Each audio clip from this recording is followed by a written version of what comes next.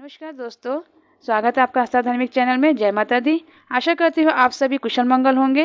तो चलिए दोस्तों, आज की वीडियो में हम शेयर करने जा रहे हैं कार्तिक मास महात्म्यम अध्याय 4 और 5। तो पहले शुरू करते हैं। चौथा अध्याय। नारद जी ब्रह्मा जी से कहते हैं, ब्राह्मण, कार्तिक मास में जो दीपदान होता है उसका महात्म्य कहिए। ब्रह्मा जी कहने लगे कि पुत्र, दीप चाहे स्वर्ण के हो अथवा चांदी, तांबा, आटा अथवा मिट्टी का हो, अपनी श्रद्धा अनुसार कार्तिक मास में दान करना चाहिए। ऐसा करने से सब पापों का नाश होता है। दीपक भगवान की मूर्ति के आगे अथवा तुलसी के वृक्ष के समीप, चौक, ब्राह्मण के घर के नीचे, वन में, गौशाला में तथा ताक पर चाहे घी का हो या तेल का जलाना चाहिए।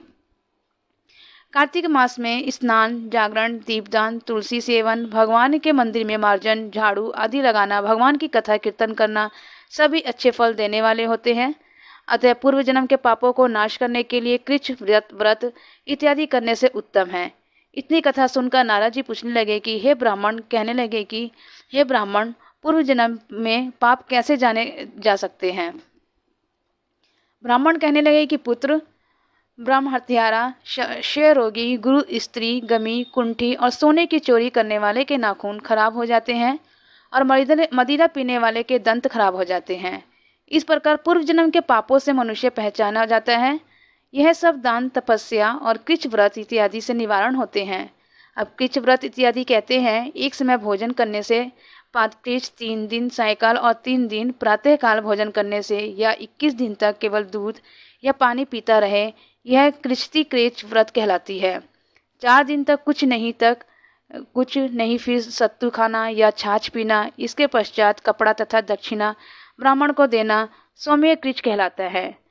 कार्तिक शुक्ल चतुर्दशी को भगवान का पूजन करना चाहिए। उपवास करके उस रात्रि को जल में स्थित होकर भगवान कृष्ण का पूजन कारण तो वह तीनों लोकों में पवित्र होकर वैकुंठ को प्राप्त हो जाता है। यदि स्त्री व्रत करे तो अपने पति की आयु कामना के अर्थ भगवान की प्रार्थना करें। दिन भर भोजन नहीं करना चाहिए। आंवला या तुलसी का पूजन करना चाहिए। व्रत समाप्ति के निमित्त ब्राह्मण को गोदान करना चाहिए। इस प्रकार इन कृच्छ आदि व्रत के करने वाले भगवान को अति प्रिय होते हैं और परम पद को प्राप्त हो जाते हैं। तो कार्तिक महात्म्य में चौथा समाप्त हो गया है। अब 5वां अध्याय शुरू करने जा रहे हैं। तो चलिए दोस्तों, शुरू करते हैं।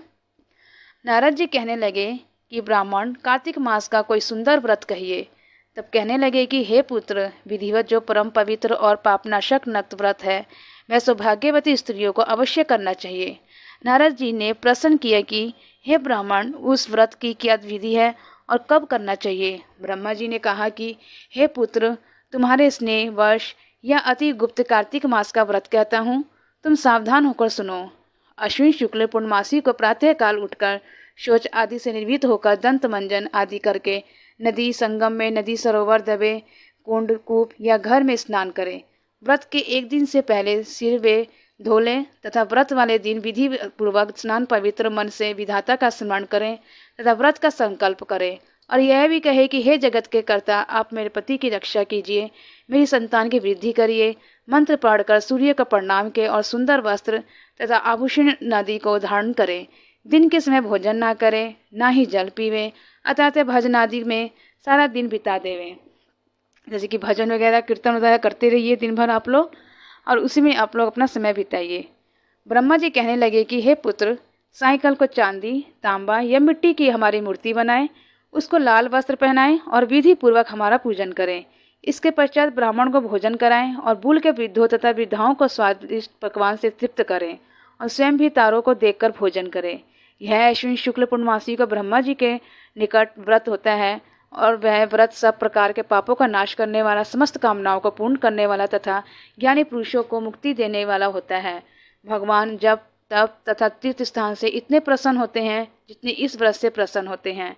जब ब्रह्मा जी के आगे इस दिन जो कपूर जलाता है, उसको बड़े बड़े वृक्षों तथा गोदान का फल मिलता है तथा उसके कई एक कुल वैकुंठ को प्राप्त होते हैं। जो केशर तथा कस्तूरी सहित कपूर अर्पण करता है, उसके कि वश ब्रह्मलोक को प्राप्त होते हैं। जो स्त्री इस दिन वस्त्र का दान करते हैं, वह कपड़े के सूत्र के तारों की संख्या के बराबर करोड़ वर्ष तक वैकुंठ में वास करती है। जो गहने का दान करती है, उसको ब्रह्मलोक की प्राप्ति होती है। जो कोई इस कथा को पढ़ता है अथवा सुनाता है, उसको भी अश्वमेध यज्ञ का फल प्राप्त होता है तो दोस्तों कार्तिक महात्म्यम 5 समाप्त हो गया है। तो दोस्तों मेरा वीडियो आपको कैसा लगा? तो दोस्तों हमारे चैनल से ज़रूर रहिएगा, हमारे चैनल को सब्सक्राइब करके बेल आइकन को ज़रूर दबाएं और आगे कोई भी संदेह हो तो कमेंट में ज़रूर हमसे पूछें। धन्यवाद दोस्तों। जय माता दी।